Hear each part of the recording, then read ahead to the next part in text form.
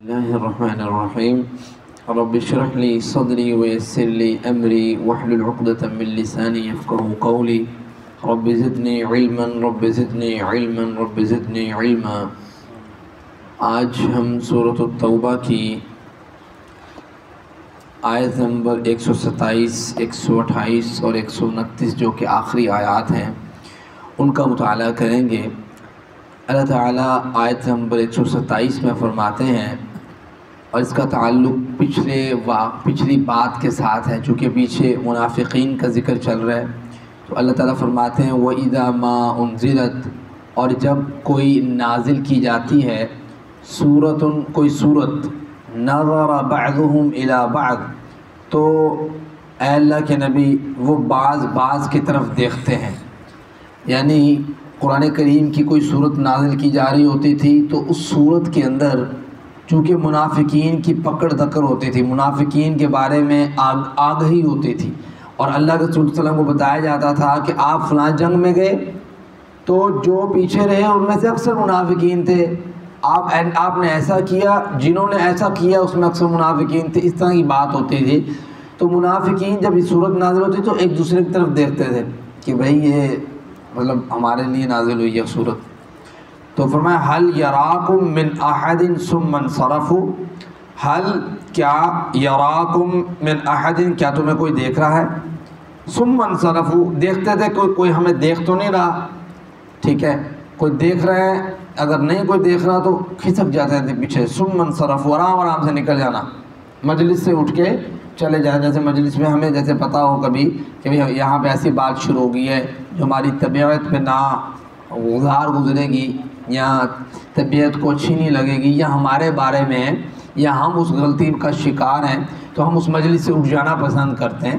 تو فرمایا ثم انصرفوا، تو اسی طریقے سے منافقین کیا کرتے تھے، حل یراکم من احد ثم انصرفوا، اور کوئی ان کی طرف نہیں دیکھ رہا تو اٹھ کے وہاں سے نکل جانا۔ صرف اللہ قلوبہم بانہم قوم لا یفقہون، اللہ تعالیٰ فرماتے ہیں یقیناً اللہ تعالیٰ نے ان کے دلوں کو پھیر رکھا ہے، بانہم قوم اللہ تعالیٰ نے ان کے دل کو پھیر دیا ہے، اس وجہ سے قوم لا یفقہون کہ وہ بے شک ایسی قوم ہے جو نا سمجھ ہے، سمجھنا نہیں چاہتی، سیکھنا نہیں چاہتی۔ آگے اللہ تعالیٰ فرماتے ہیں، یہ جو آیات ہیں جو آگے آ رہی ہیں اس صورت کی آخری آیات ہیں، اور اس میں بڑی ہی قیمتی آیات ہیں، شان والی آیات ہیں۔ اللہ تعالیٰ فرماتے ہیں لقد یقیناً جاءکم، آ گئے ہیں آپ کے پاس، رسول آئے ہیں آپ کے پاس رسول، من انفسکم، آپ ہی میں سے، عزیز علیہ ما عنتم، اس پر بہت شاق گزرتا ہے کہ تم مشقت میں پڑو، حریص علیکم، بہت زیادہ حرص رکھنے والے، بالمؤمنین رؤوف الرحیم، مومنوں پر بڑی شفقت کرنے والے، رؤوف، بڑے ہی شفقت کرنے والے کو رؤوف بھی کہتے ہیں، رحیم، اور بہت زیادہ مہربان شخص۔ یہ اس آیت مبارکہ میں اللہ تعالیٰ نے نبی کریم صلی اللہ علیہ وسلم کی بعض صفات عالیہ کا ذکر کیا ہے، اور ان کے ساتھ ساتھ احسانات کا ذکر کیا جو امت محمدیہ پر کیے ہیں۔ آپ دیکھیں اللہ تعالیٰ فرماتے ہیں لقد، پس یقیناً، جاءکم، آ گئے ہیں تمہارے پاس، یعنی اس کے اولین مخاطب ہیں عرب، کہ عرب تم دیکھو ہم نے تم میں نبی کو بھیجا ہے، آ گئے ہیں اب تمہارے پاس نبی، پھر اسماعیل کی اولاد سے بھیجا، قریش میں سے بھیجا، اعلیٰ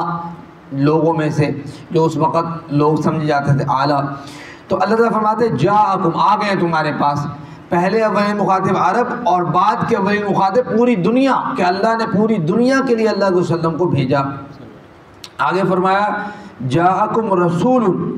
آئے کون ہے؟ رسول، یعنی خود نہیں آئے،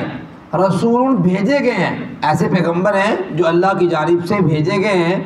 من انفسکم، تیسری چیز اللہ تعالیٰ فرماتے ہیں کہ وہ ایسے پیغمبر ہیں کہ جو تمہاری جنس سے ہیں، انسان ہیں، ان کو تکالیف بھی آئے، ان کی والدہ بھی فوت ہوئی، ان کے والد بھی دنیا سے رخصت ہوئے، ان کے دادا بھی دنیا سے رخصت ہوئے، ان کی بیٹے بھی دنیا سے ان کے ہوتے ہوئے رخصت ہوئے، ان کی بیٹیاں بھی 3 ان کے ہوتے ہوئے دنیا سے رخصت ہوئی، یعنی انہوں نے غمی کو بھی دیکھا، پھر انہوں نے اپنے دور میں پورے عرب کو اسلام قبول کرتے ہوئے خوشی کو بھی دیکھا، انہوں نے غزوہ احد میں اپنے دندان مبارک بھی شہید کیے، انہوں نے اسی طریقے سے طائف کے میدان میں تکالیف کو برداشت بھی کیا۔ یہ ساری چیزیں اللہ تعالیٰ نے اس لیے دکھائی کہ عملی نمونہ بن جائے ہر معاملے میں امت محمدیہ کے لیے۔ انہوں نے نمازیں بھی پڑھائی، جہاد میں بھی گئے، ہر چیز چلتی رہی، یعنی زندگی کا ہر شعبہ ان کا اللہ تعالیٰ نے اس کے ساتھ کوئی نہ کوئی لنک رکھا ہے، جوڑ رکھا ہے، تاکہ کوئی بھی معاملہ ایسا نہ رہے کہ اللہ تعالیٰ کی یہ بات ہی پوری نہ ہو کہ اللہ کے رسول صلی اللہ علیہ وسلم جو ہیں وہ آپ کے لیے اسوہ حسنہ ہے۔ لقد کان لکم رسول من انفسکم، اور اس طریقے سے اللہ تعالیٰ قرآن کریم میں کہتے ہیں کہ نبی کریم صلی اللہ علیہ وسلم کی ذات جو ہے اسوہ حسنہ ہے۔ اور آگے فرمایا، یہ تیسری چیز ہو گئی، ساتھ فرمایا عزیز علیہ ما عنتم، اس پر بہت شاق گزرتا ہے کہ تم مشقت میں پڑ جاؤ، یعنی امت کی مشقت اس پہ شاق گزرتی ہے۔ آپ نے اللہ کے رسول کا معراج کا ذکر سنا، معراج والے دن یا معراج کی رات جب اللہ کے رسول صلی اللہ علیہ وسلم گئے تو اس وقت 50 نمازوں کو کس طریقے سے جناب موسیٰ علیہ السلام کی ریکمنڈیشن پہ انہوں نے کم کروایا، اور پھر یہ بھی فرمایا کہ ان الدین یسر، دین تو آسانی کا نام ہے، اسلام تو آسانی کا نام ہے، میری امت پہ اگر شاق نہ گزرتا تو میں ہر نماز کے ساتھ ان کو مسواک کا حکم دیتا۔ اسی طریقے سے کئی ایسی چیزیں ہیں تو اللہ کے وسلم کی اس بات کی نشاندہی کرتی ہیں کہ عزیز علیہ ما عنتم، اپنی امت پر کوئی بھی مشقت پڑ جائے یہ بڑی شاق گزرتی تھی۔ ایک آیت مبارکہ پوری رات تلاوت کرتے رہے کہ اللہ میری امت، اللہ میری امت، اللہ میری امت کو عذاب سے دوچار نہ کرنا، اکٹھا عذاب ہے جس طرح قومیں تباہ ہو جاتی ہیں۔ تو فرمایا عزیز علیہ ما عنتم، یہ حقیقت بات ہے، اللہ کے وسلم ایسے ہی تھے۔ فرمایا حریص علیکم، اور بہت زیادہ حرص رکھنے والے کہ اسلام لوگ قبول کر لیں، بھاگ دوڑ، دن نہیں دیکھا، رات نہیں دیکھی، بڑا نہیں دیکھا، چھوٹا نہیں دیکھا، دیکھا کہ جو لوگ مطالبہ کر رہے ہیں کہ بڑے ہمارے ساتھ ہی اللہ کے رسول صلی اللہ علیہ وسلم بیٹھے ہیں، کوئی غریب کو نہ لے کے آئیں، اس وقت ان کے مطالبے کو پورا کرنے کی کوشش کی اور اس پر اللہ تعالیٰ نے ڈانٹ ڈپٹ کر دی۔ عبس وتولی ان جاءہ الاعمی وما یدریک لعلہ یزکیٰ، پھر بھی اللہ کے وسلم دیکھ لیں کتنا حرص تھا کہ لوگ ایمان لے آئیں، کہ ایک یہودی بچہ جب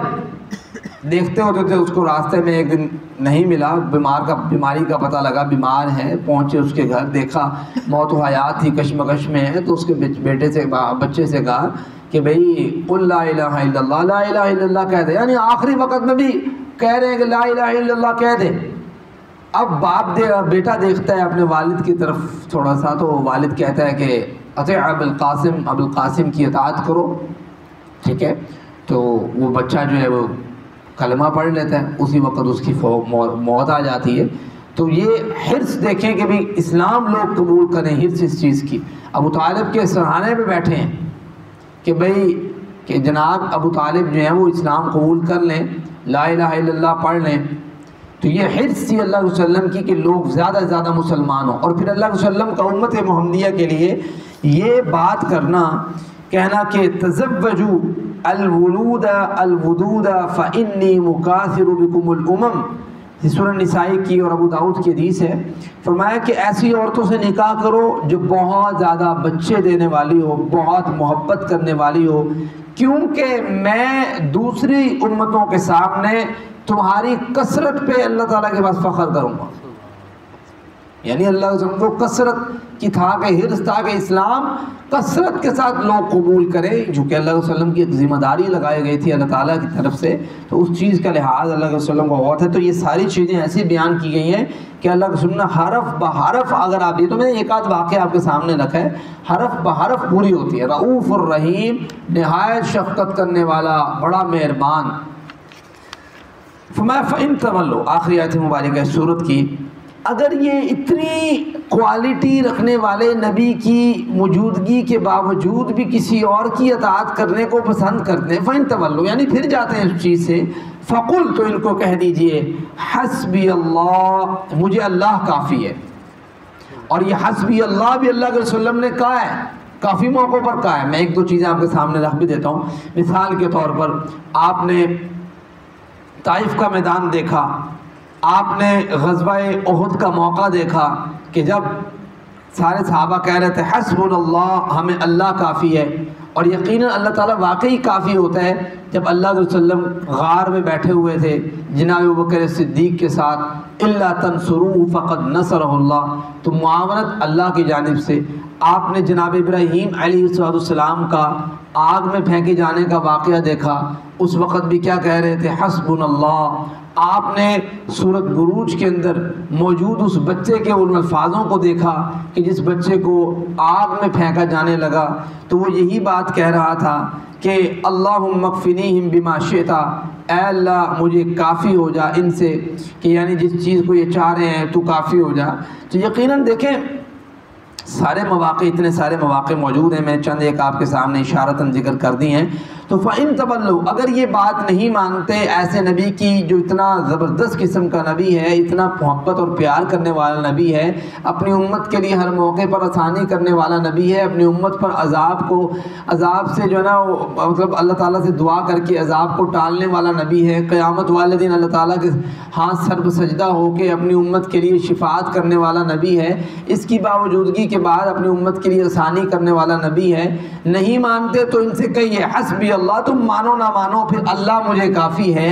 لا الہ الا ہو، اس کے علاوہ کوئی الہ نہیں ہے، کوئی مالک نہیں ہے، علیہ توکلت، میں اسی پر توکل کرتا ہوں، بھروسہ کرتا ہوں، وہو رب العرش العظیم، وہ رب ہے عرش عظیم کا۔ مالک سے دعا اللہ مجھے اور آپ کو قرآن مجید کی سمجھ اس کے مطابق عمل کی توفیق دے۔